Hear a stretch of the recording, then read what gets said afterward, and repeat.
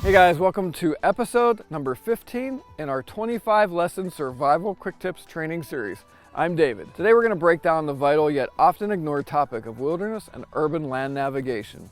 Along the way we'll discuss why so many hikers and travelers still get lost and find themselves in danger, even with a GPS on their phones.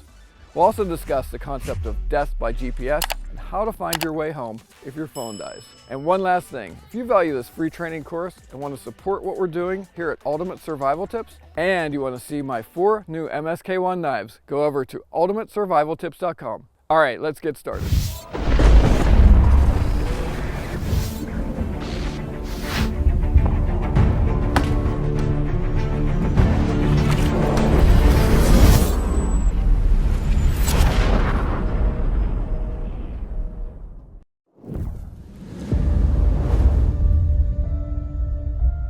Hey everyone, welcome to this edition of Survival Quick Tips, which is part of the Tiny Survival Guide learning system and our full Tiny Survival Masterclass online training. In this segment, what you're going to see David and I doing is taking a few minutes to break down a vital emergency preparedness or survival topic that's found in the Tiny Survival Guide. And along the way, what we'll be doing is sharing a few action steps so that you can put it into practice today. All right, so everybody, we're going to be referencing section N, which is wilderness and urban navigation in the Tiny Survival Guide, as we take you through 5 tips that will keep you from getting lost and help you get back home. You ready to get into this? Let's do it.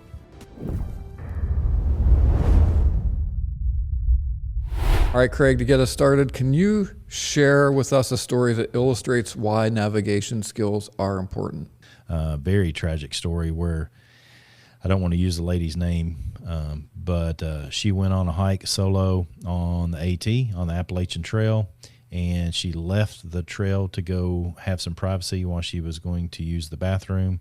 And then she basically lost her way and couldn't find her way back to the trail and ended up staying lost and died in the wilderness.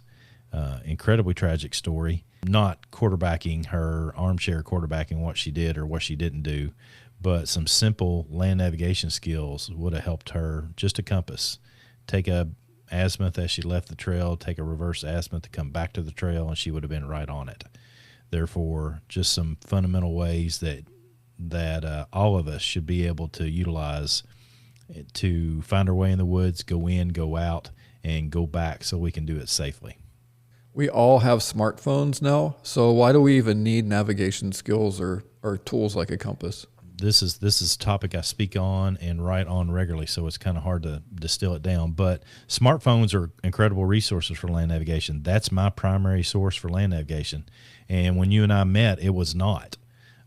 It's something that the technology in our cell phones has increased rapidly in the last few years. And so a good Gaia GPS, for example, is a fantastic app that I utilize, can be utilized effectively, but anything with batteries is going to effectively die.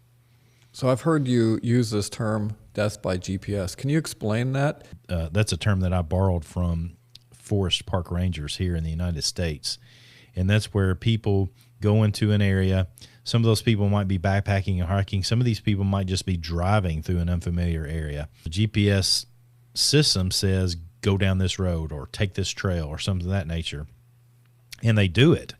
And they start not paying attention to their surroundings, and all this stuff's happening that is telling them, and this gets into what I call quality control.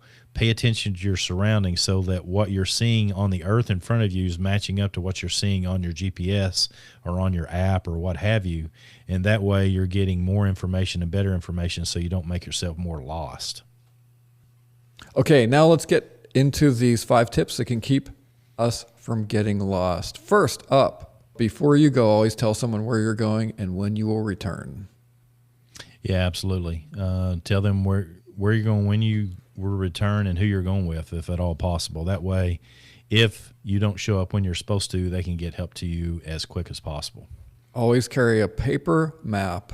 Yeah, I'm a big fan of paper map and compass. In my vehicle, I leave in my vehicle, it's called an Atlas and Gazetteer. They're made by Delorme. So that is just a fantastic resource. It's basically like an atlas that has topography in it as well. So if you're only going to find yourself in an urban environment, I would have some sort of paper map, atlas, or something of that nature in your vehicle so you can utilize that if and when your GPS fails you. My little hometown here in Winchester, Kentucky is like that. I've heard people that come into Winchester say it's the place that GPSs go to die. You know, I live here, so I don't use one, but I kept hearing that so often, so I tried it, and man, GPSs are jacked up here in Winchester. I don't know what it is.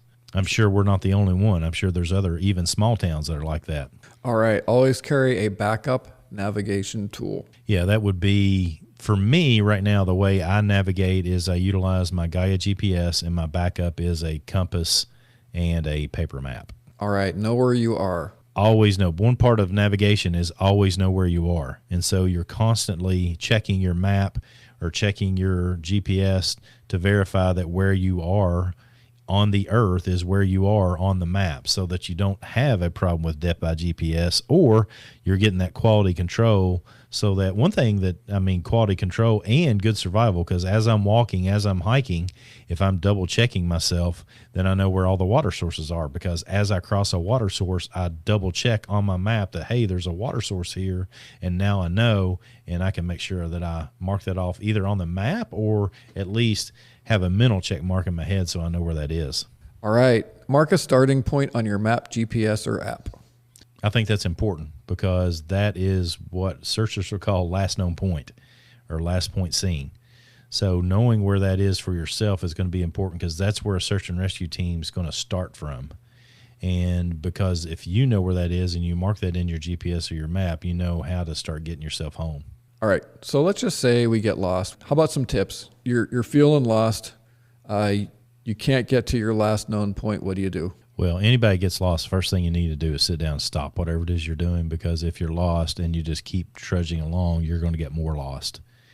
It might be that the best solution for you is to simply stay there. If you've done what we suggested and told somebody where you're going and when you expect to return home, if you stay in place, then a search and rescue team is probably going to be around in short order. However, if you continue to walk and go further and get more and more lost, then it's easy for a search and rescue team to miss you. So do everything that you can to help that search and rescue team find you.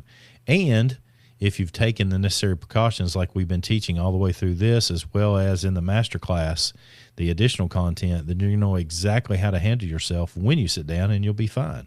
All right, everyone. So we're out of time for this survival quick tips segment, but in a moment, Craig and I are going to continue our conversation with some exclusive content for our Tiny Survival Masterclass students.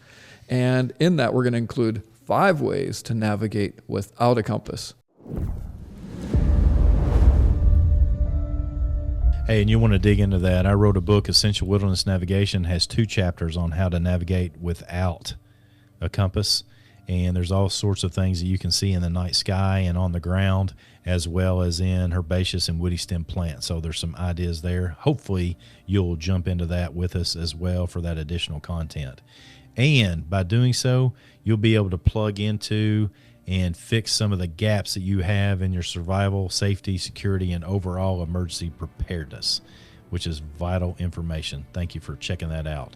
Use the link in the description below to access that, or go on over to tinysurvivalmasterclass.com. Hey, don't forget to subscribe wherever you see this, wherever you hear this. We appreciate that. Share this information and this content with other people so you can help other people be better prepared so they do not get lost. There's so much vital information in this, and just this one quick tip. You could literally save somebody's life by just sharing the information that's free in this quick tip with everybody you know. So go about doing that. That helps us out. That helps them out. I think that's it, everybody. Until next time, keep it simple, be positive, and stay sharp. For your convenience, I've placed links to everything mentioned in the video description. Make sure you smash that like button and click the bell icon to get notified when we post new survival and preparedness content. To support this channel and encourage us to continue to create new videos and sweet, innovative new gear, go check out our new line of MSK1 knives, and EDC gear over at ultimatesurvivaltips.com. And last but not least, don't forget to go check out our 5-star rated podcast, The Survival Show, on all major podcast platforms, including Apple Podcasts and Spotify. Okay, this is David. I hope to see you on the other side. And remember, be prepared because you never know.